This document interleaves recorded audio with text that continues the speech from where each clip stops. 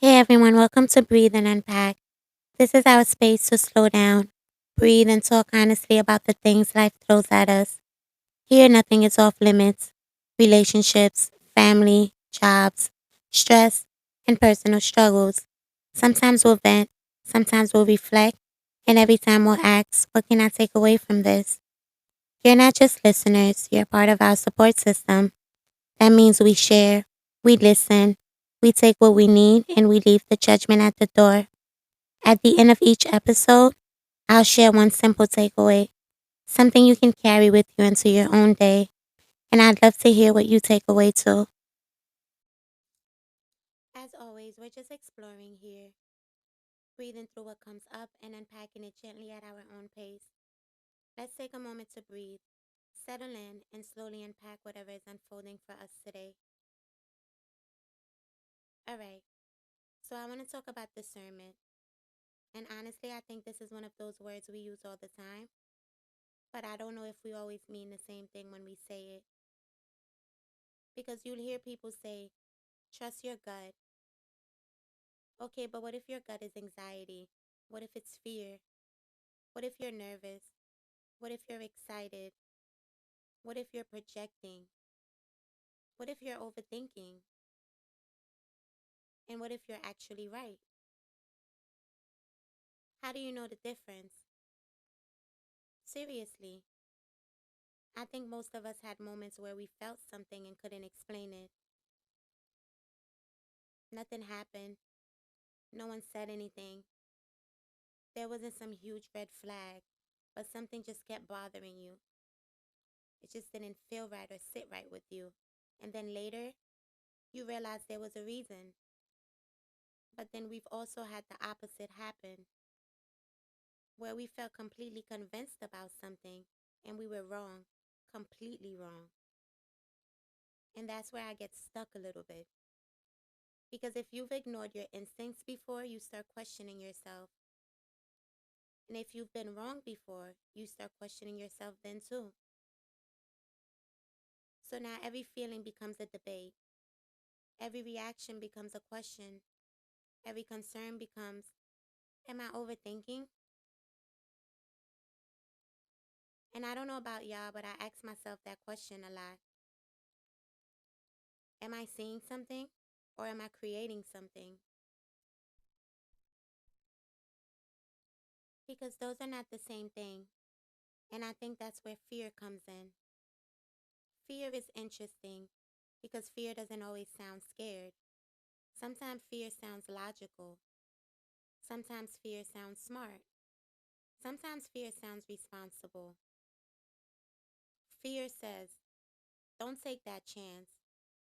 Stay where you are. Don't embarrass yourself. Don't risk it. And sometimes that's actually good advice.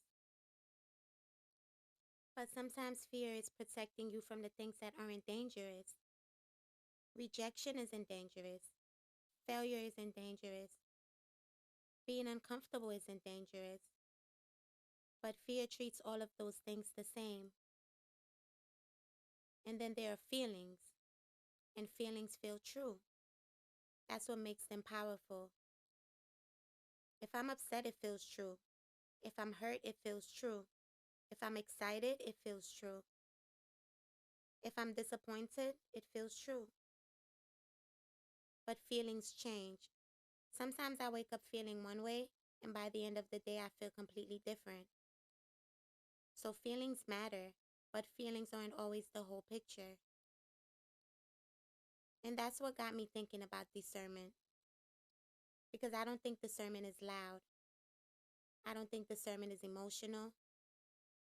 I think discernment notices. It notices patterns. It notices behavior. It notices consistency or inconsistency.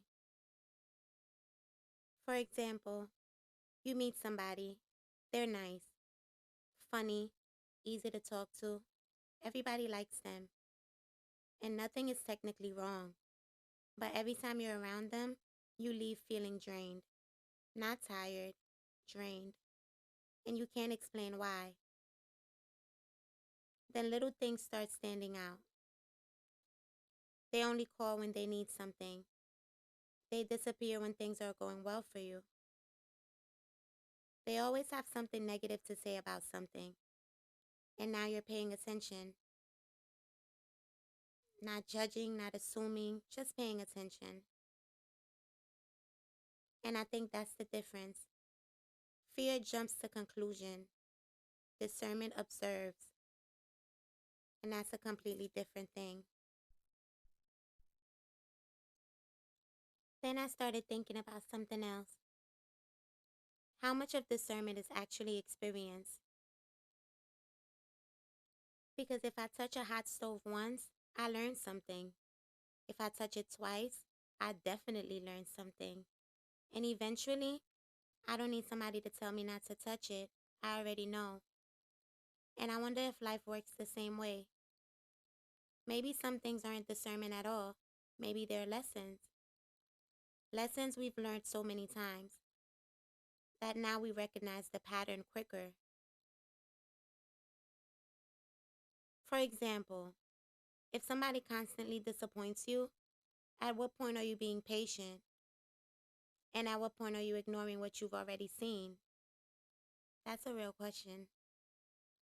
Sometimes we want people to become who we hope they are, and discernment keeps pointing at who they actually are. That doesn't mean they're bad. It doesn't mean they're evil. It doesn't mean you have to hate them, but it might mean seeing them clearly.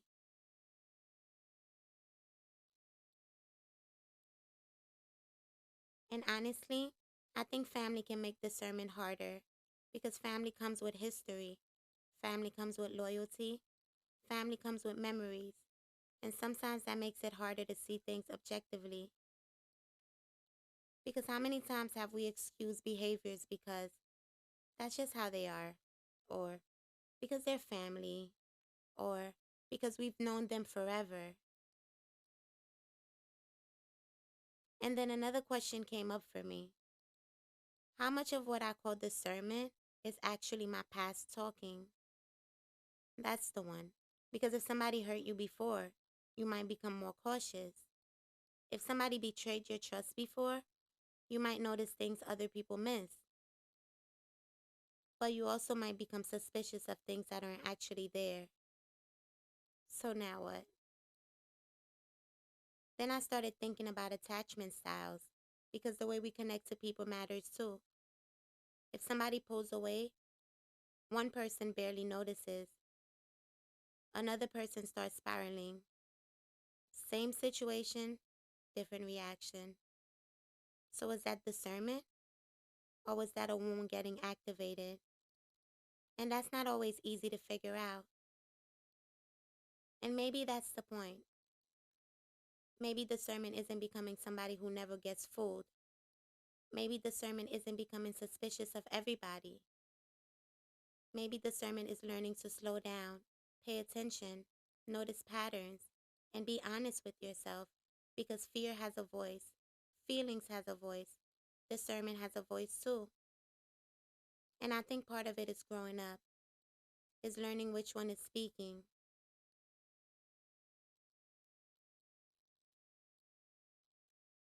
Have you ever looked at a situation and realized you saw more than you actually gave credit for? Or maybe the opposite. Have you ever realized your fear convinced you of something that wasn't actually true? That's something to think about. Take what you need from today's conversation and leave the rest. We'll keep unpacking next time. Thank you for listening. If today's episode sparked something for you, consider sharing it with a friend, a family member, or someone who might need this conversation. You never know. It might be exactly what they needed to hear. I'd also love to hear from you. You can email me at breathe, the letter N, unpack@gmail.com, or connect with me on Instagram at breathe, AND, unpack. Whether it's your story, your takeaway, or just a thought you want to get off your chest, this space is for all of us. And just a quick reminder, this podcast isn't therapy or professional advice. I'm learning and growing right alongside you. These are real conversations meant to spark reflection and support, not replace the help of a professional. We are building a support system together, one breath, one story, one moment at a time.